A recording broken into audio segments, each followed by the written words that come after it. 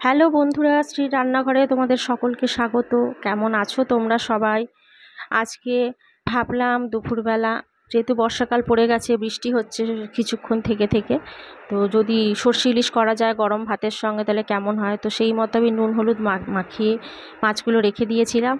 কড়াইয়ে তেল দিলাম, তেলটা যখন গরম হয়ে এলো তারপর আমি মাছগুলো দিয়ে দিয়েছি একে একে। মাছগুলো একটু হালকা করে ভেজে নেব।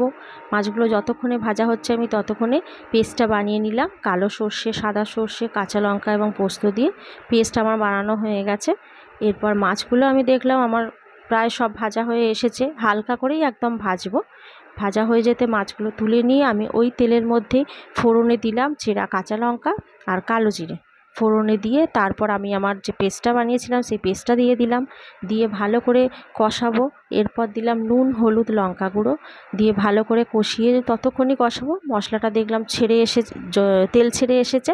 তারপর হয়ে যেতে এর মধ্যে দিয়ে দিলাম এই পরিমাণ মতো জল, ঠিক যতটুকু গ্রেভি আমি রাখবো সেই মতো জল দিয়েছি।